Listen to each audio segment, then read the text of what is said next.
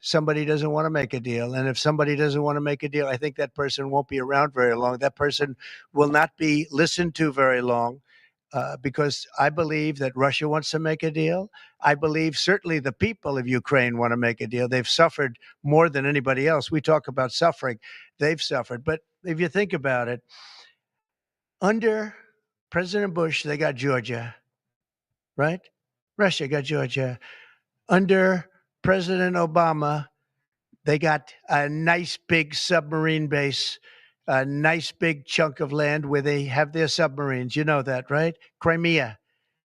Under President Trump, they got nothing. And under President Biden, they tried to get the whole thing. They tried to get the whole big Ukraine, the whole thing. If I didn't get in here, they would have gotten the whole thing. So I can only say you can go back to Bush, you can go back to Obama, and go back to Biden. They took a lot.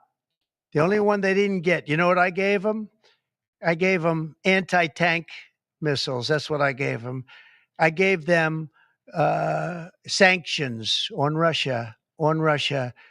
I gave them javelins. You know the javelins? You know when they took out all those tanks? You know the tanks were heading to Kiev by the hundreds, and they were unstoppable.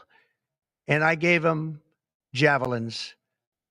So, you know, I really, Putin is the one that will tell you this has not been so good for them. The fact is that I just want fairness. I want fairness. But think of it. I gave Russia nothing except grief. I gave them nothing. I gave them sanctions and javelins. That's what I gave them. Obama gave them sheets, and you heard that statement before. It's a very famous. Trump gave them javelins, and Obama gave them sheets, and then they say how close I am to Russia. And let me tell you, we have to make a deal because there are a lot of people being killed that shouldn't be killed.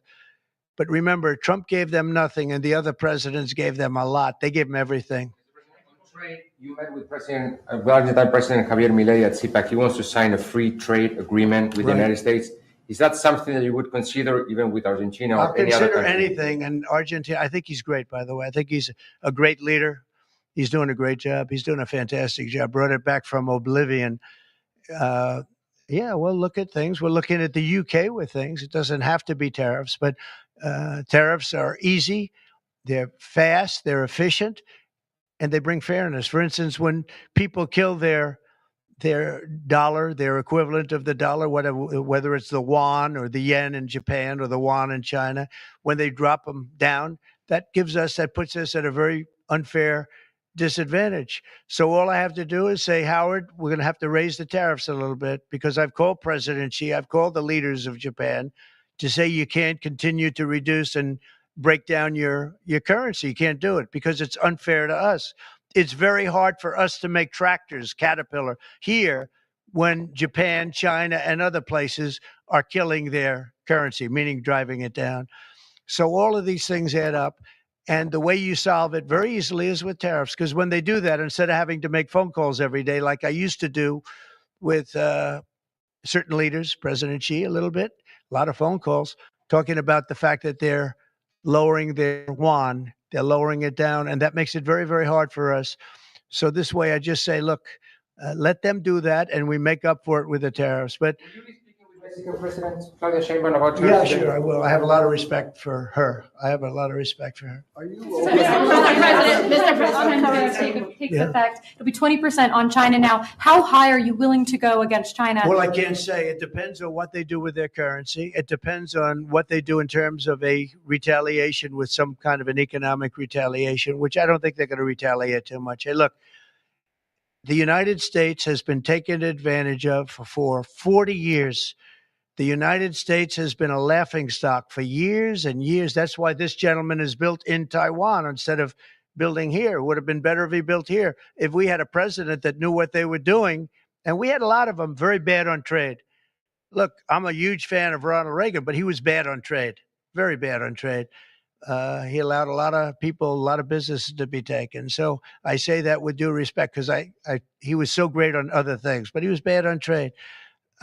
We are setting records right now, records like nobody has ever seen before. When you have companies like this coming in and almost 40% of their company in one signature is going to be devoted to what he does, which is one of the most important businesses in the world. That's an unbelievable thing.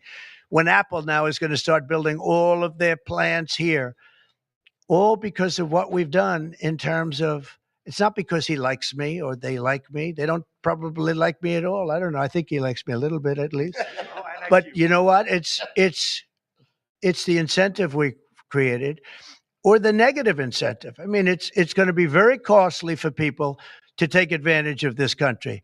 They can't come in and steal our money and steal our jobs and take our factories and take our businesses and expect not to be punished. And they're being punished by tariffs.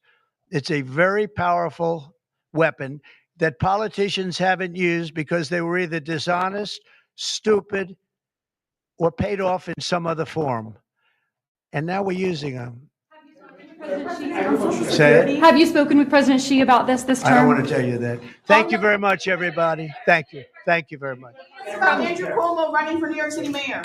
Well, people who don't We used to have respond. a lot with Intel, but we had very little, and we'll be at close to 40% of the market with this transaction and a couple of others that we're doing. That's a tremendous leap, like a leap that nobody would have really said was possible. So I just want to thank you all for being here. If you want a couple of questions, ideally on this subject, yes. Specific number of jobs that will be created. He said thousands, but you have a better. You're probably talking about 25,000 jobs, but it'll get bigger and bigger with time. Knowing this gentleman, it'll get bigger and bigger. There'll be no stopping him. Mr. President, what Yeah, more? Brian, go ahead. In addition to the jobs, you talked about national security. That's one thing I think a lot of Americans at home don't understand. Explain the national security aspect of this. Well, without the chips and semiconductors, nothing runs today. You can't buy a car without them. You can't get a radio, a television, nothing. You can't get anything. And we thought it was very important, obviously business-wise, but we thought even in terms of national security to have this large percentage of the chips, semiconductors, and other things that they make, the most important product, and not a product that you can really copy. It takes years and years. You know, on the needle of a pin is total genius. I mean, they can put things, I mean, something the size of the needle, the point of a pin, they put information that is just not even believable. So if you would see this, it's just really something. Yes, Brian? One aspect to that, Honda announced they're coming to Indiana because of the tariffs. Once again, That's you're right. bringing additional jobs and manufacturing. You want to comment on that as well? Well, Honda's coming, and I told you about Apple that they're going to be starting to build massively here, 500 billion. And we have many other companies going to be announced, but we had many that have already announced. And now it's going to be great. It's looking really strong. I don't think this country has ever seen anything like we're seeing right now. Now, the tariffs, as you know, will start a week earlier than the reciprocal, which is going to be on a couple of weeks earlier. Reciprocal tariffs start on April 2nd. And I wanted to make it April 1st, but I didn't want to go April Fool's Day because that costs a lot of money, but that one day. But so we're going April 2nd. But very importantly, tomorrow tariffs 25% on Canada and 25% on Mexico, and that'll start. So they're going to have a tariff. So what they have to do is build their car plants, frankly, and other things in the United States, in which case they have no tariffs. In other words, you build, and this is exactly what Mr. Wei is doing, by building here. Otherwise, they'll build, if they did them in Taiwan to send them here, they'll have 25% or 30% or 50% or whatever the number may be someday. It'll go only up. But by doing it here, he has no tariff. So he's way ahead of the game. And I would just say this to people in Canada or Mexico, if they're going to build car plants, the people that are doing them are much better off building here because we have the market. We're the market where they sell the most. And so I think it's going to be very exciting for the automobile companies. Very exciting I can think of any, as an example, North Carolina, they had I used to go there to buy furniture for hotels, and it's been wiped out. That business all went to other countries. And now it's all going to come back into North Carolina, the furniture manufacturing business, please. Mr. President, Is the Ukraine minerals deal now dead, or can it be revived? What's your? Well, I'll let you know. We're making a speech. You probably heard about it tomorrow night, so I'll let you know tomorrow night. But no, I don't think so. I think Mr. President, it's a great deal for us because Biden very, very foolishly, stupidly, frankly, gave $300 billion and $350 billion more accurately to a country to fight and to try and do things. And you know what happened? We get nothing. We get nothing. Just gave it. We could have rebuilt our entire U.S. Navy with $350 billion. Think of it, $350 billion. We could have rebuilt our U.S. Navy. So he gave it away as fast as the money could be gone. And what we're doing is getting that all back and a lot more than that. And what we need, it's very important for this business that we're talking about here with chips and semiconductors and everything else. We need rare earths. And the deal we have is we have the finest rare earths. Sir, Mr. President, what do you need to see from President Zelensky to restart these negotiations? Well, I just think he should be more appreciative because this country has stuck with them through thick and thin. We've given them much more than Europe, and Europe should have given